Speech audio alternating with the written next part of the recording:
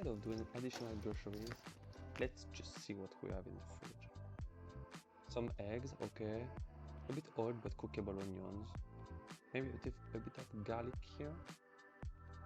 Ah, perfect. Here is a tomato remaining fresh. Here are some leftovers of vegetables. We'll make something out of that. Indeed, reducing food loss and waste is easily doable in fact.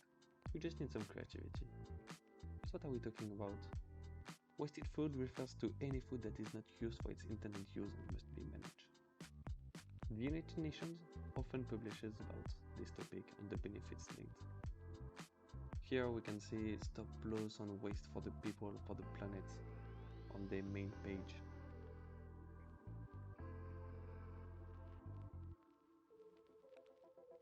But for example, did you know that around 14% of food that is produced is lost between harvest and retail? That is unfortunately an impressive number. The World Resources Institute is also a good website to check for relevant data and tips. Let's do it ourselves now. Let's start with these onions, slowly getting better each day actually. But first of all, don't forget to wash your hands of course.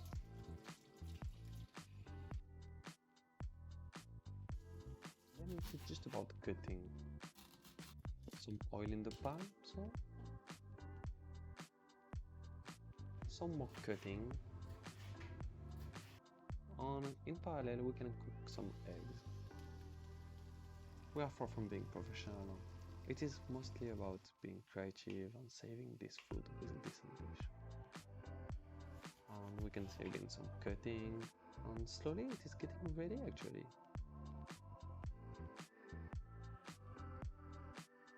And turn it off. Let's cut some bread to serve, and we are getting done already. It was really easier than expected.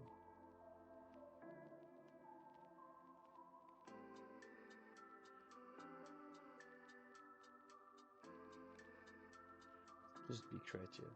And don't forget to save the leftovers for next time.